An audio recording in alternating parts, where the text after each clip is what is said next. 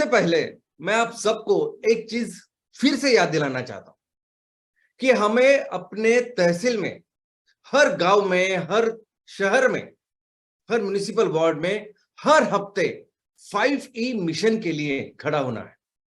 हमें हर हफ्ते इस 5E मिशन के लिए सैटरडे सेशंस करने हैं।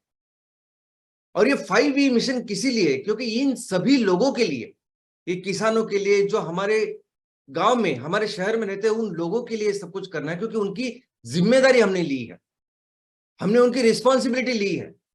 ये 5E मिशन इसके लिए नहीं करना है, ये सैटरडे सेशन इसके लिए नहीं करना है कि हमें बिजनेस के लिए, पैसा कमाने के लिए इसकी जरूरत है। कोई भी नहीं, कोई भी बिजनेस हाउस, कोई भी बिजनेस कंसल्टेंट, कोई भी जो बिजनेसमैन है, कोई भी नहीं बोलेगा कि आप इस 5E मिशन को करिए इस बिजनेस बढ़ाने के लिए, बिजनेस बढ़ाने के लिए, पैसा कमाने के लिए, आपके लिए, मेरे लिए। ये 5E मिशन नहीं है। ये 5E मिशन उसके लिए है जिसके लिए इस कंपनी के, इस संस्था की, इस संगठन की शुरुआत हुई है। दोस्तों, इस संगठन की शुरुआत हमने सिर्फ पैसे कमाने के लिए की ही नहीं है। इनफैक्ट जब इसकी शुरुआत की, जिस पर्पस, जिस मकसद के साथ की, तब पैसा कमाना, बिजनेस करना था ही नहीं। वो मकसद था, और जिसके लिए पता चला कि बिजनेस ही जरूरी है, इसलिए हम लोग हैं। ये MCL, ये संगठन है इस 5E के लिए बना हुआ। पहला ये है एनवायरमेंट कंजर्वेशन। हमें अपने तहसील में जो पर्यावरण, उसे हर तरीके से उसका संवर्धन करना है, उसको बढ़ाना है, और हमेशा उसका ख्याल रखना है। ये हमारा पहला ई है। दूसरा, ये 100% एम्प्लॉयमेंट है। हमारे किसी भी व्यक्ति को, चाहे वो गांव में रह रहा है, शहर में रह रहा है, किसी को अपना घर छोड़ने की नौबत ना आए। हर व्यक्ति को हमारे तहसील में परमानेंट एम्प्लॉयमेंट मिलनी चाहिए। ये हमारा दूसरा मकसद। तीसरा ये है एम्पावरमेंट, सक्षमीकरण। हमारे किसानों का, महिला बचत गटों का, युवाओं का, जो खुद ना खुद कुछ बिजनेस कर रहे हैं, वो सक्षम हो, वो अपने बिजनेस बेहतर करे, इसलिए हमें काम करना है। चौथा ये है इकोनॉमिक डेवलपमेंट।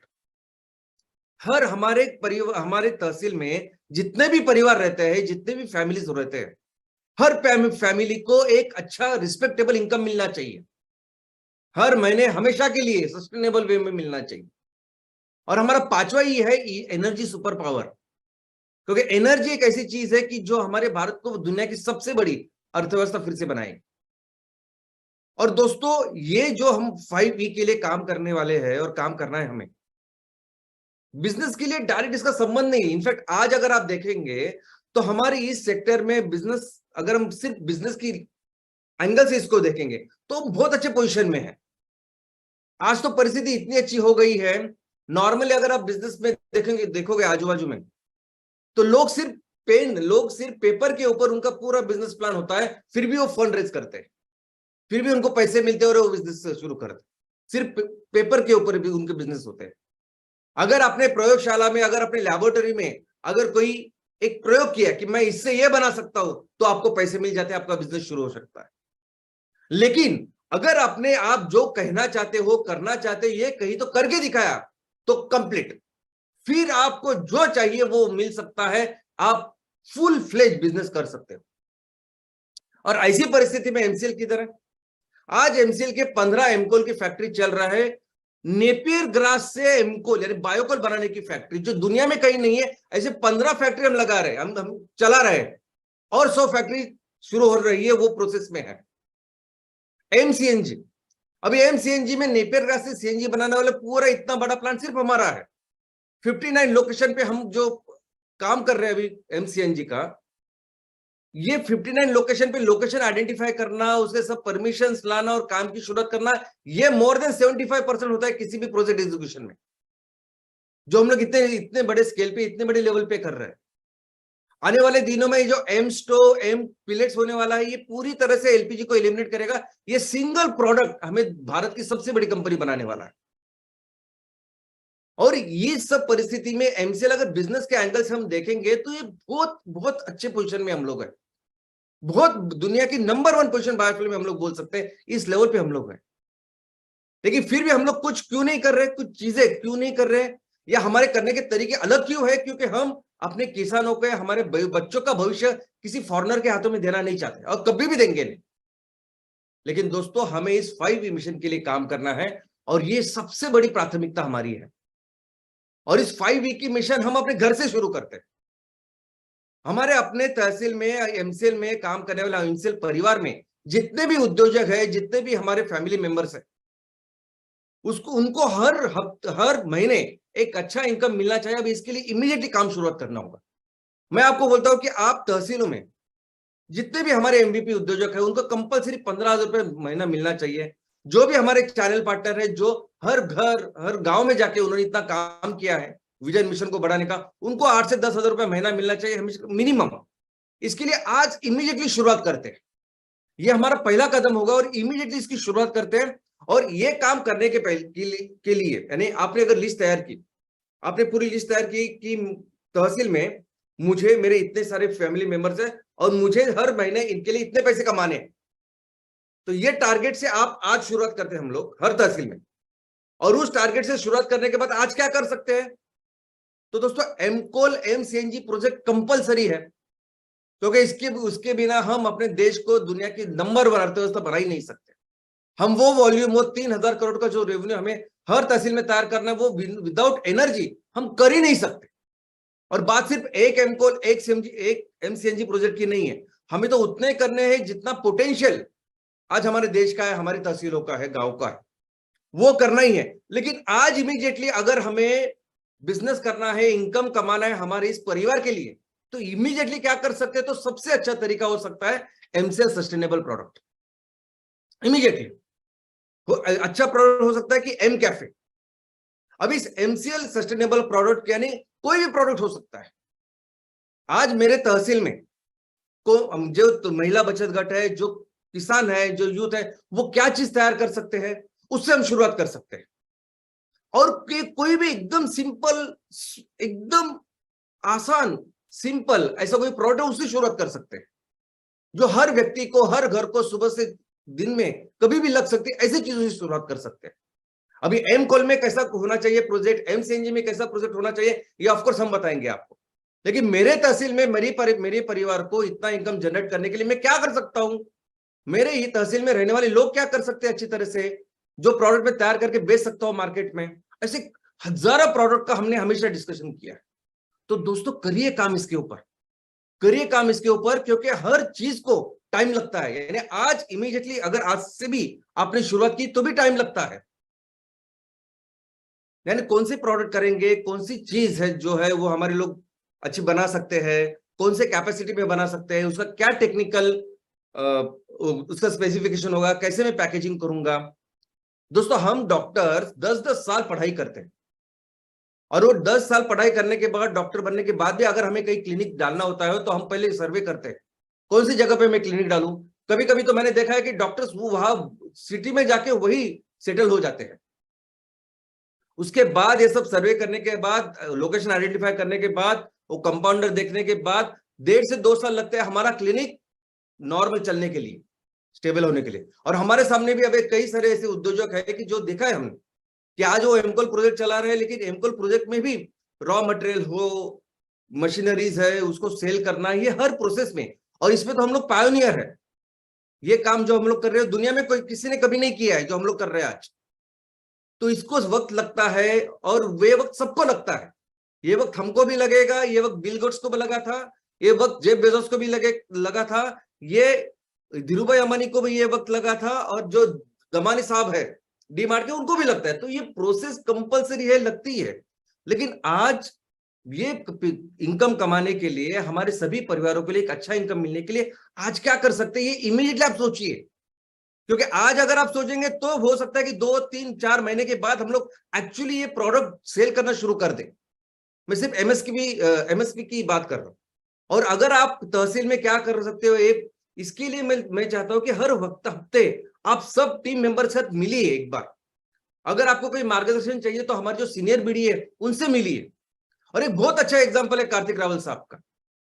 यानी किसी भी प्रोडक्ट को लेके आप किस तरह से काम कर सकते हो, किस तरह से उसकी तैयारी कर सकते हो, यानी वो प्रोडक्ट, उसके स्पेसिफिकेशन वो कैसे दिखेगा, उसके साथ कितना बिजनेस कर सकते हैं हम, उसके बिजनेस के टारगेट्स भी उन्होंने सेट करके रखी। तो मेरी आप सबसे विनती है कि हर तहसील में हमारे जो भी परिवार है, परिवार सदस्य है, जो भी एंटरप्रेनर है, अभी उनका सस्टेनेबल इनकम अभी शुरू होना चाहिए। इसके लिए अभी काम की शुरुआत इमीडिएटली करते हैं। तो चलिए शुरुआत करते हैं आज के टॉपिक से, और आज का टॉपिक बहुत ही इंटरेस्टिंग है जिसका नाम है एटमॉस्फेयर। दोस्तों, क्या आपको पता है कि पूरे इस ब्रह्मांड में लाखों करोड़ों बहुत सारे ऐसे ग्रह हैं, लेकिन पृथ्वी ऐसा ग्रह है कि जिसके ऊपर दुनिया है, जिसके अंदर जीवन है, दुनिया है, और करोड़ों जीव अलग अलग तरह के हैं इस दुनिया में रहते हैं। तो वो क्या विशेषता है, वो क्या स्पेशलिटी है कि जिसकी वजह से पृथ्वी जो ग्रह है इसमें ये दुनिया रहती है, ये जिंदगी है, और ये रहस्य, ये इसका कारण है ये एटमॉस्फेयर, इसका कारण है ये वातावरण, वायुमंडल भी इसको कहते हैं। वात आवरण, वात यानी वायु, आवरण यानी आवरण। तो इस पृथ्वी, इस गोले के ऊपर जो इस वायु का आवरण है इसे हम वातावरण कहते हैं। एटमॉस्फेयर भी उससे ही कहते हैं, एटमॉस वायु और स्फीयर यानी गोला। तो ये एटमॉस्फेयर, ये वातावरण है कि जिसकी वजह से इस पृथ्वी के ऊपर ये दुनिया, ये जीव मुमकिन है। तो दोस्तों, कैसे शुरुआत हुई इस वातावरण की, एटमॉस्फेयर की? तो ये समझने के लिए पहले ये जानते हैं कि ये पूरे सौर मंडल, सोलर सिस्टम जो हम कहते हैं, उसकी शुरुआत कैसे हुई। मैं आपको बताना चाहूंगा कि सौर मंडल यानी क्या, सोलर सिस्टम यानी क्या। तो एक हमारा सूरज, सूर्य, और उसके साथ जो 9 ग्रह है, इन सबको मिलके, ये परिवार को मिलके हम कहते हैं सौर मंडल, सोलर सिस्टम। और इसकी शुरुआत कैसे हुई? तो दोस्तों, इसकी शुरुआत, ये सब होने के पहले, सूरज ग्रह की शुरुआत होने के पहले, ये सब एक वायु और कण यानी सॉलिड पार्टिकल्स, इसका एक बहुत बड़ा ऐसा ऐसे वायु और ये कण थे। और ये जो सॉलिड कण थे, ये सॉलिड पार्टिकल्स थे, ये आपस में टकरा के उनके बीच में न्यूक्लियर रिएक्शन हुआ। अभी न्यूक्लियर रिएक्शन यानी क्या? तो वही रिएक्शन जो एटम बम में होता है, वो एटम बम जो अमेरिका ने जापान के ऊपर डाला, और जिस एटम बम की वजह से, जिस बम की वजह से जापान सिर्फ कुछ सेकंड में पूरी तरह से तबाह हो गए, क्योंकि इतनी ऊर्जा का निर्माण उस एटम बम से हुआ, इतनी रेडिएशन का निर्माण उस एटम बम से हुआ। और इस एटम बम में कौन सी प्रक्रिया होती है? तो जो एटम्स होते हैं, 2 एटम, एक तो उनका विभाजन होता है, न्यूक्लियर फिशन बोलते हैं उसे, नहीं तो 2 एटम्स आपस में मिल जाते हैं, उसको न्यूक्लियर फ्यूजन बोलते हैं। जो एटम बम में उन्होंने इस्तेमाल किया था वो न्यूक्लियर फ्यूजन था, फिशन था। लेकिन फ्यूजन में भी और फिशन में उतनी ही एनर्जी तैयार होती है। इनफैक्ट ऐसे कहते हैं कि फिशन में और ज्यादा एनर्जी तैयार होती है। और ये सूरज बनने के पहले ये जो सब कण थे, ये सब सॉलिड पार्टिकल थे, उनमें वही प्रक्रिया हो गई।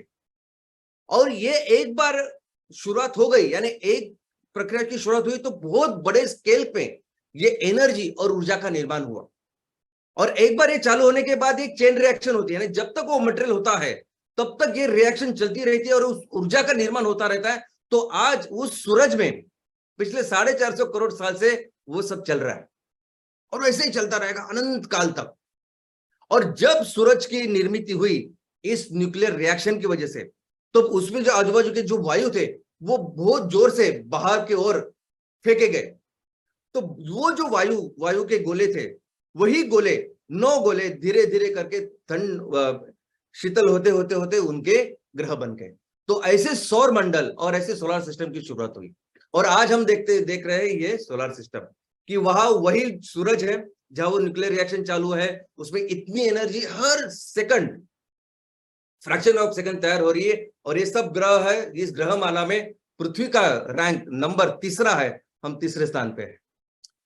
तो दोस्तों, ये सभी जो ग्रह है ये बेसिकली गैसेस से बने हैं, गैसेस और जो थोड़ा सा कोई सॉलिड मटेरियल था। और वो कौन से गैसेस है जो हर इस पृथ्वी पे थे, हर इस ग्रह पे थे? तो इंपॉर्टेंट इसमें से जो गैसेस है वो 4-5 ही है, जिसमें हाइड्रोजन है, नाइट्रोजन है, कार्बन डाइऑक्साइड है, हीलियम है और ऑक्सीजन है। इनफैक्ट कौन से ग्रह के ऊपर कौन से गैसेस है, इसकी अभी पूरी पढ़ाई हो चुकी है हमारे सामने है, क्योंकि आज अभी बहुत सारे उपकरण हैं जो दिखाई देते हैं, जो जिसे पता चलता है कि इस ग्रह के ऊपर कौन कौन से गैसेस है। तो आप देख सकते हैं कि सबसे पहला जो ग्रह है मर्क्यूरी, उसपे 42% ऑक्सीजन है, 29% नाइट्रोजन है, 22% हाइड्रोजन है, और ऐसे हर ग्रह का ये कॉम्पोजिशन है। लेकिन हमारा जो ये ग्रह है हमारे ये जो पृथ्वी ये बहुत स्पेशल है। स्पेशल क्यों है? एक तो उसका डिस्टेंस सूरज से एक बहुत अच्छे लोकेशन पे है, लेकिन सबसे इंपॉर्टेंट है उसका कंपोजिशन इन गैसेस का। तो कंपोजिशन क्या है? तो कंपोजिशन ये है कि हमारी इस पृथ्वी के ऊपर 78.1% नाइट्रोजन है और 20.9 यानी ऑलमोस्ट 21% ऑक्सीजन है, 0.9% ऑर्गन है, और चौथा जो सबसे बड़ा जो कॉन्स्टिट्यूएंस है वो बाष्प है, वेपर है, वाटर वेपर। अब ये जो बाष्प होता है हवा में, ये 0 से लेके 5% तक हो सकता है। यानी ऐसी हवा जो समुद्र के ऊपर है वहां उस पर ज्यादा बाष्प रहता है, और ऐसी हवा जो जमीन के ऊपर है वो बहुत ही ड्राई है, वहां बाष्प बिल्कुल नहीं होता। तो दोस्तों, हमारी पृथ्वी पे अगर आप देखोगे तो हमारी पृथ्वी की भी शुरुआत 450 करोड़ साल पहले हुई। अभी 450 करोड़ साल पहले जब पृथ्वी की शुरुआत हुई तो पृथ्वी भी एक सिर्फ गैस का गोला था, बड़ा गोला था। उसके बाद उसको आज इस परिस्थिति में आने के लिए पहले 50 करोड़ साल लगे। लेकिन ये आने का जो प्रोसेस था वो 3 अलग अलग फेजेस में डिवाइड होता है। पहली फेज क्या है? तो अर्ली एटमॉस्फेयर। आज ये एटमॉस्फेयर है जिसकी वजह से हम जिंदा है, सब कुछ हो रहा है, जिंदगी है। लेकिन पहले जब पृथ्वी तैयार हुई तब एटमॉस्फेयर बहुत अलग था। गैसेस ये नहीं थे जो अभी सामने दिख रहे हैं हमें।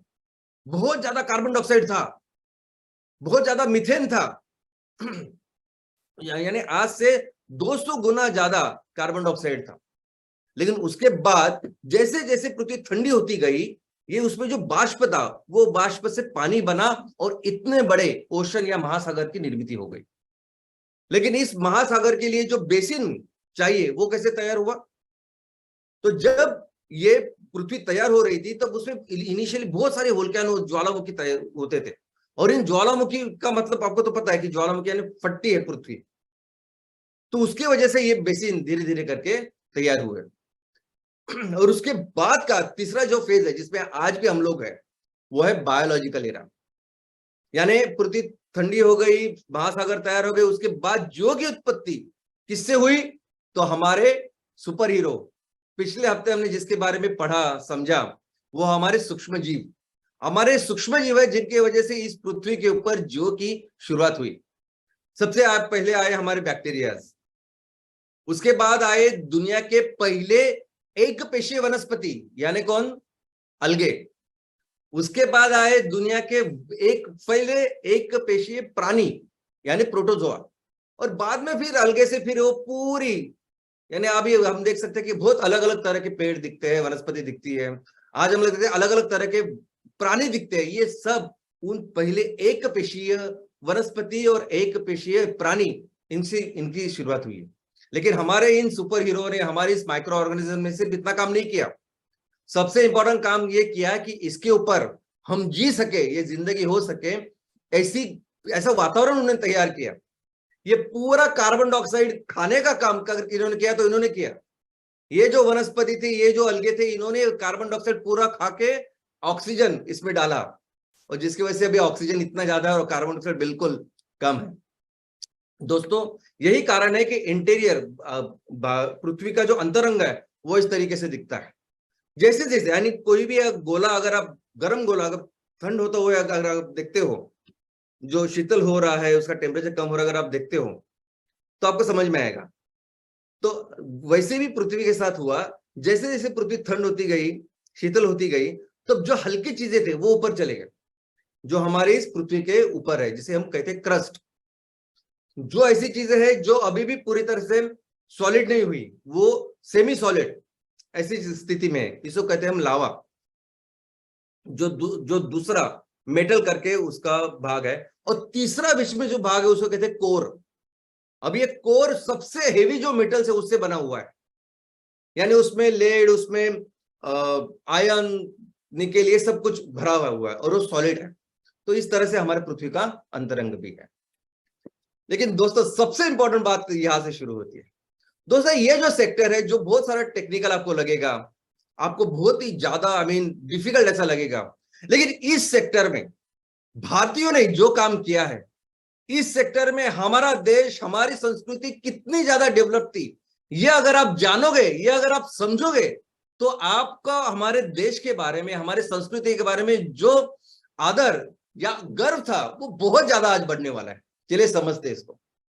सबसे पहले तो मैं बताऊं कि ये जो शास्त्र जिसे पूरी दुनिया में ज्योग्राफी के नाम से जाने जाते हैं, और वो पिछले 200-300 सालों में ज्यादा डेवलप हुआ है क्योंकि ज्यादा अच्छी तरह से उपकरण आए हैं, ज्यादा अच्छे मैथ्स फिजिक्स के नियम हमें समझे हैं, तो ये बाकी की चीजें पता चला है। लेकिन ये शास्त्र सदियों से भारत में भूशास्त्र के नाम से हमने इसको डेवलप किया है। भूशास्त्र, भू यानी भूमाता हमारी पृथ्वी, और शास्त्र यानी साइंस। और हम इतने ज्यादा डेवलप थे, हमने इस नॉलेज को, इस साइंस को, इस शास्त्र को इतने ज्यादा डेवलप किया था कि लोग, हजारों लाखों लोग हजारों मील का सफर करके सिर्फ यहां पढ़ाई करने के लिए आते थे। अगर एंशिएंट ट्रैवलर्स, जो लोग यहां आए पढ़ाई करके निकल गए, इसकी लिस्ट अगर आप देखोगे तो हम ज्यादा इसके बारे में पढ़ते नहीं। एक तो हमें चाइनीज नाम पता है, बाकी यूरोपियन, बाकी सब, लेकिन बहुत सारे ग्रीक, रोमन्स, ये सब लोग, पर्शियन, यहां आके गए हैं बहुत सारे लोग, और उन्होंने फिर वहां जाके उसमें पढ़ाई की है, कंट्रीब्यूट की है। इनफैक्ट एक समय तो ऐसा था कि पूरी दुनिया में 21 विश्वविद्यालय थे, और सभी विश्वविद्यालय सिर्फ भारत में थे। और ये विश्वविद्यालय ऐसे विद्यालय थे कि जहां एक एक सिंपल चीज का सुपर स्पेशलाइजेशन था। यानी मेडिकल साइंस का मैं विद्यार्थी हूं, मैंने मेडिकल साइंस पढ़ा है। जेरियाट्रिक्स नाम का एक हमारा सब्जेक्ट है, यानी बूढ़े लोगों की शाखा है। बूढ़े लोगों में जो बीमारियां वगैरह होती है, वो हमें इतना ज्यादा डेवलप नहीं, हमें चल रहा है, उसके बारे में पढ़ाई कर रहे हैं, काम कर रहे हैं, और एक स्वतंत्र शाखा वो है। लेकिन क्या आपको पता है, हमारे आयुर्वेद में हजारों सालों पहले उसकी पूरी डेवलप्ड ऐसी शाखा थी। वैसे ही सेम इधर यहां था। इतने सारे हीरोडोटस, मेगास्थनीज, इतने बड़े बड़े नाम उन्होंने यहां पढ़ाई करके वो बाद में वहां गए हैं। अब इसका एग्जाम्पल मैं आपको देना चाहता हूं कि दोस्तों, हमारे संस्कृति में कछुए का बहुत महत्व है। आप देखोगे तो कछुआ हमेशा एक गुड लक का प्रतीक भी मानते हैं, सभी जगह मानते हैं। लेकिन हमारे यहाँ देखोगे तो कई सारे मंदिरों में आपको कछुआ दिखाई देगा।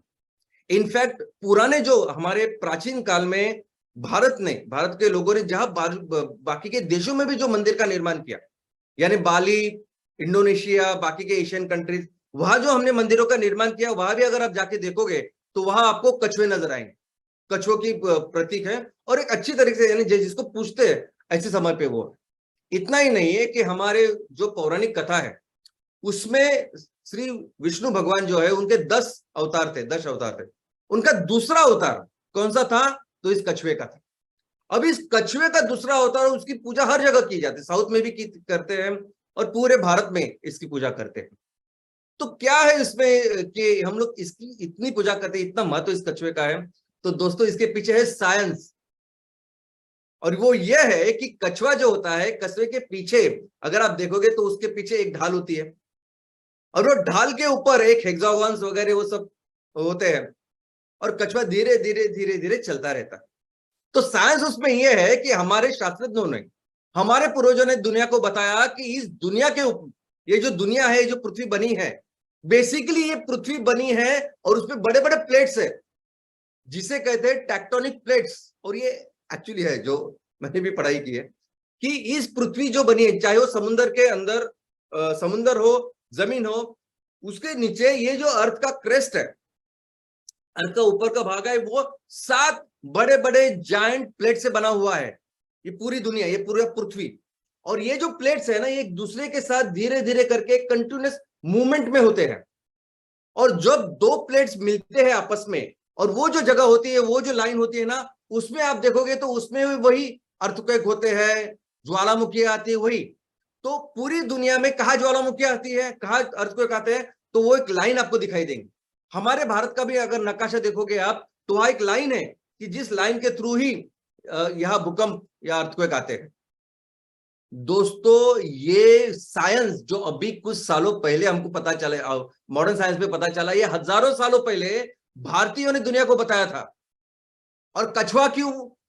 क्योंकि उन्होंने कहा कि ये सभी प्लेट, जैसे कछुआ धीरे धीरे धीरे करके चलता है ना, वैसे सभी प्लेट्स धीरे धीरे धीरे धीरे करके चलते हैं।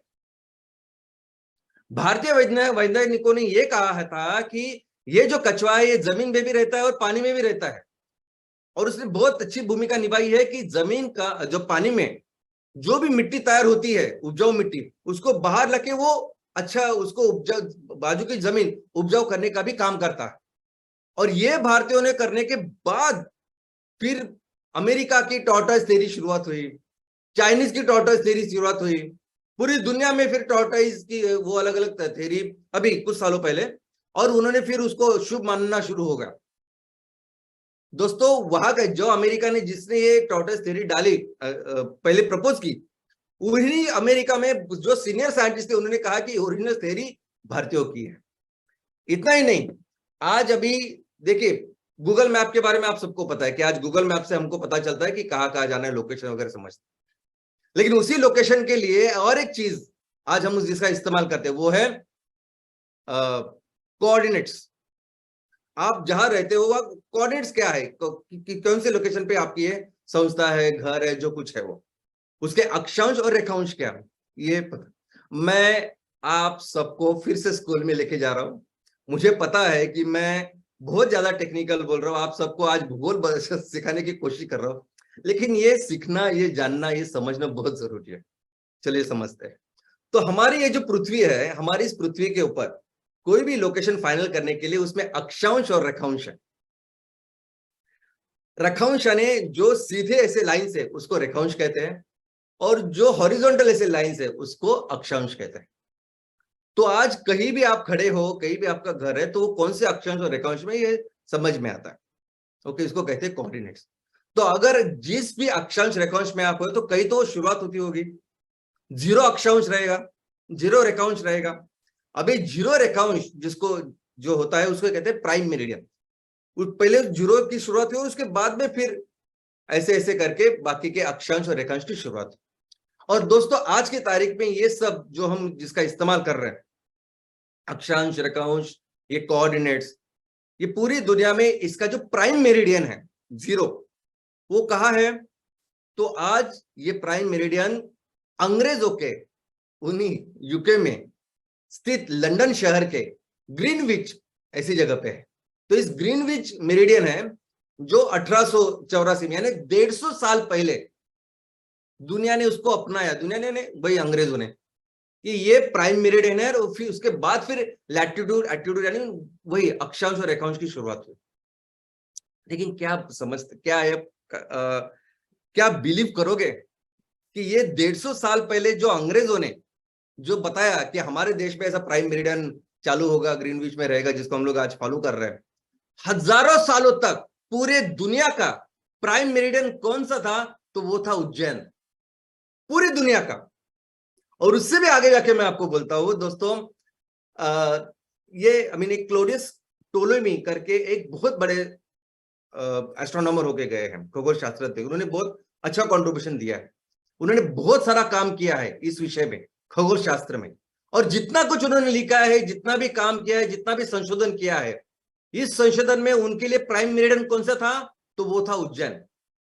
वो इस पहले जो शताब्दी थी उसमें उन्होंने काम किया, यानी 100 से 170 के बीच में। और उन्होंने जो मैप तैयार किया था जिसके ऊपर ये सब काम किया और अपने थियरीज, अपने सब चीज रखी, वो नक्काशा भी आपके सामने है। इसमें उज्जैन ये प्राइम मेरिडियन ऐसा रखा है। लेकिन और एक जबरदस्त ऐसी चीज मैं आपको बताना चाहता हूं दोस्तों। ये जो पृथ्वी है ना, इस पृथ्वी की ये जो गोल है पृथ्वी का, इसके दो भाग होते हैं। ओके, दो भाग किससे होते हैं? तो विषुववृत्त से, उसे कहते हैं विषुववृत्त। उससे होता है ऊपर का गोल, उसे होता है उत्तर गोलार्ध, और नीचे का दक्षिण गोलार्ध। हम भारत उत्तर गोलार्ध में है। अभी उत्तर गोलार्ध जो है ना, वो भी दो टुकड़ों में उसका डिवाइडेशन होता है, जिसे कहते हैं कर्कवृत्त। और नीचे जो साउथ का गोल है उसको कहते हैं विषम कर्कवृत्त और मकर वृत्त। कर्कवृत्त जो है ना वो भारत से जाता है। ओके, तो हमारा जो भारत है उत्तर गोलार्ध में है, और हमारे यहां से कर्कवृत्त भी जाता है। उज्जैन, उज्जैन नगरी, उज्जैन शहर जो आज भी है, उससे प्राइम मेरिडियन जाता है। और जहां से ये प्राइम मेरिडियन जाता है और कर्कवृत्त भी जाता है, वो जो पॉइंट है ना कि जिसमें प्राइम मेरिडियन और कर्कवृत्त जाता है, उसी पॉइंट में बना हुआ है ये मंदिर जिसका नाम है महाकालेश्वर। क्या आप सोच सकते हैं? हमारे देश में 12 ज्योतिर्लिंग है, महादेव के अलग अलग लिंग, उसमें से एक ज्योतिर्लिंग करके महाकालेश्वर की पूजा की जाती है। और ये उसी स्थान पे, उसी पॉइंट पे है जहां कर्क वृत्त और हमारा प्राइम मेरिडियन मिलते हैं। इनफैक्ट ये वो जगह है, उज्जैन वो जगह है कि जहां हमारे आदि भास्कराचार्य, जो सबसे महान ऐसे शास्त्रज्ञ थे, पूरी जिंदगी उन्होंने यही रह के खगोल शास्त्र की डेवलपमेंट की। दोस्तों इसी के बाद यही सन 1700 में वहां के राजा लाल सिंह, इन्होंने, राजा ने वहां एक ऑब्जर्वेटरी यानी निरीक्षण ऐसे गृह का भी निर्माण किया। अभी कितने लोगों को पता है कि उज्जैन में ऐसा निरीक्षण गृह है? यानी 1700 साल में, यानी अंग्रेज यहाँ एस्टेब्लिश भी नहीं हुए थे, तब कुछ नहीं थे, सिर्फ आए थे धीरे धीरे करके। तब 1700 के 17वें शतक में उन्होंने उसकी इस ऑब्जर्वेटरी का निर्माण किया ताकि हम खगोल शास्त्र की पढ़ाई कर सके। अभी कितने लोगों को पता है, मुझे बताइए, कि उज्जैन में इतना बड़ा, इतनी बड़ी प्लेस है। हो सकता है कि उज्जैन के कुछ लोगों को पता होगा, लेकिन बाकी सब लोगों को पता ही नहीं। हमें पता ही नहीं कि इतनी बड़ी जगह, इतनी बड़ी साइंस का जो बड़ा एक इंपॉर्टेंट जगह इस उज्जैन में, ऐसी ऐसी जगह में है। लेकिन यही जगह अगर अमेरिका में होती, लंदन में होती, तो ये तो उनका नेशनल, राष्ट्रीय स्मारक होता। और हमारी ये परिस्थिति है कि हम जानते भी नहीं, बच्चों को तो पता नहीं, उनको उनके किताबों में ये सब कुछ लिखा नहीं, लेकिन हमारे जैसे जो पढ़े लिखे लोग हैं उनको भी पता नहीं कि उज्जैन में ये सब कुछ ऐसा है। और मैं कहता हूं कि सिर्फ उज्जैन में नहीं है, आप जिस भी राज्य में रह रहे हो, जिस भी जगह में रहते हो, आप सिर्फ थोड़े से अपने तहसीलों को देखिए बराबर से। हो सकता है कि कई सारे ऐसी चीजें निकले जिसके बारे में हमें पता ही नहीं है, और जो बिलीव नहीं कर सकते, इतने ज्यादा डेवलप्ड ऐसी जगह है वो। ये गैलीलियो गैलीली करके एक शास्त्रज्ञ है, खगोल शास्त्रज्ञ है, जो जिसके बारे में अल्बर्ट आइंस्टाइन बोलते हैं कि ये मॉडर्न जो साइंस है, विज्ञान है, उसके आद्य जनक है, यानी पिताश्री है। उन्होंने 1600 में बोला था कि पृथ्वी गोल है। आज अगर आप अपने बच्चों को पूछोगे कि कौन वो साइंटिस्ट है, शास्त्रज्ञ है कि जिन्होंने बोला, दुनिया को बताया कि पृथ्वी गोल है, तो वो इनका ही नाम देंगे। गैलीलियो ये पहले थे जिन्होंने, और ये हमने सबने पढ़ाया है, आपने भी पढ़ा होगा। लेकिन सच बात क्या है? सच बात तो यह है कि इस गैलीलियो के बहुत पहले, हजारों सालों पहले, हमारे जो आर्यभट्ट थे, इन्होंने कहा पृथ्वी गोल है। लेकिन सिर्फ इतना ही नहीं है, इनके नेक्स्ट जो ब्रह्मगुप्त थे, उन्होंने क्या बताया? उन्होंने बताया कि ये पृथ्वी सिर्फ गोल नहीं है, ये थोड़ी सी टेढ़ी है, और ये अपने एक्सिस पे घूमती है, अपने एक्सिस पे घूमती है, और वो सूरज के इर्द गिर्द भी घूमती है। यानी रोटेशन रेवोल्यूशन वो ब्रह्मगुप्त ने दुनिया को उस टाइम में बताया था। ये ब्रह्मगुप्त थे जो जिन्होंने दुनिया को जीरो दिया, हमने दुनिया को जीरो दिया, उसके बाद मैथमेटिक्स से गणित की शुरुआत पूरी दुनिया में हो गई।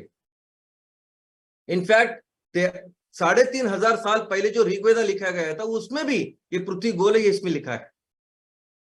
ये मिल्की वे, ये आकाश गंगा जिसे कहते हैं, मॉडर्न साइंस में इसको मिल्की वे कहते हैं।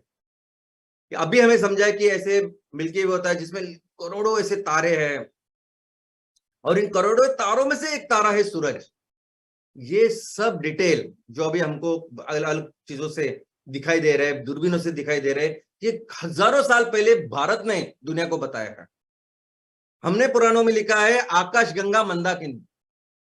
ये जो गैलेक्सी है, ये सब मिल्की वे, इसको आकाश गंगा कहते हैं हम। आकाश यानी स्काई, आकाश, और गंगा यानी रिवर, जो हमें पता है।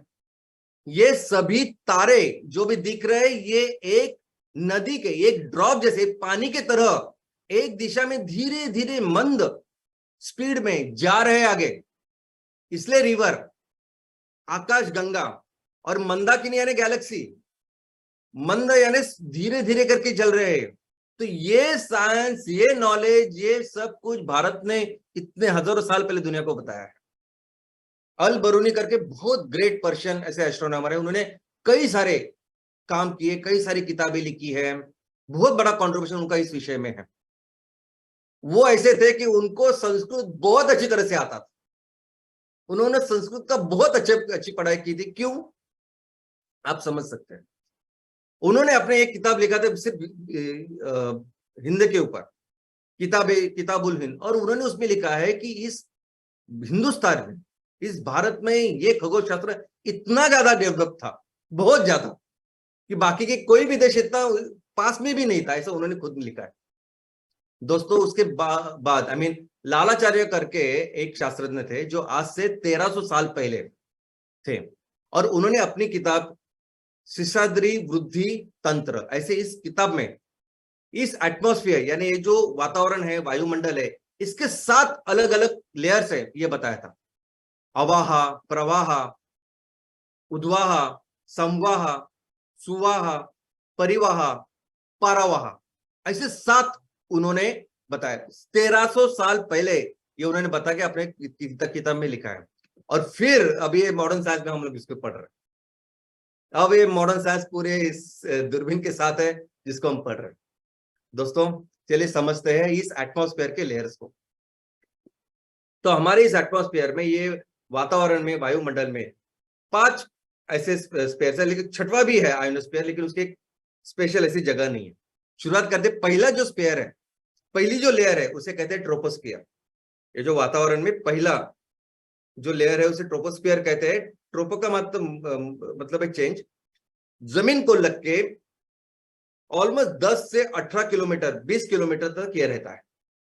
पानी के ऊपर ये 10 किलोमीटर तक रहता है, जमीन के ऊपर ये 20 किलोमीटर तक रहता है ये लेयर। और जो पोल है ध्रुव, उसके ऊपर सिर्फ 6 किलोमीटर तक रहता है ये पोल, जिसको ट्रोपोस्फियर कहते हैं। ये जो लेयर है, इस लेयर में जैसे जैसे हम ऊपर जाते हैं वैसे वैसे टेम्परेचर, हवा ठंडी होती जाती है, प्रेशर कम होता जाता है। लेकिन ये सबसे इंपॉर्टेंट हमारा लेयर है जिसमें 75% हवा है। यानी पूरा जो एटमॉस्फेयर जिन हवा से बना है वो सभी हवा कॉन्सेंट्रेट होके इस 75% ये इस पहले 18 से 20 किलोमीटर में है। जो भी पानी, जो भी बाष्प इस पूरे वातावरण में है, 99% जो बाष्प है वो हवा है, वो इसमें रहता है। ये वो जगह है ट्रोपोस्फियर की जहां पूरे हम लोग देखते हैं ना, बारिश हो रही है, तूफान आ रहा है, साइक्लोन है, ये सब कुछ होता है इस ट्रोपोस्फियर में।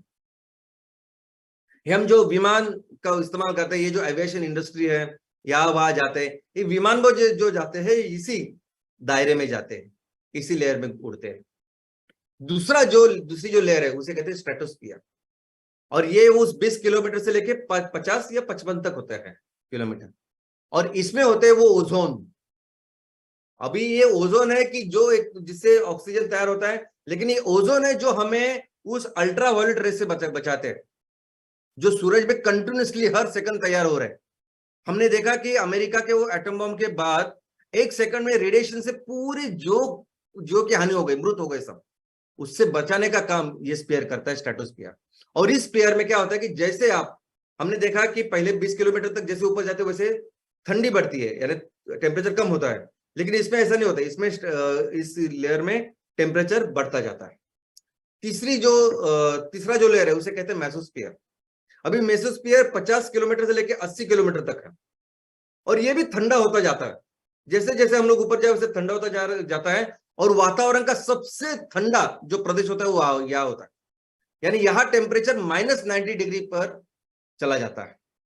उसके बाद में होता है थर्मोस्फियर, वो बहुत बड़ा, इन सबसे ज्यादा बड़ा होता है। 80 किलोमीटर से लेकर 700 किलोमीटर तक ये स्फीयर होता है।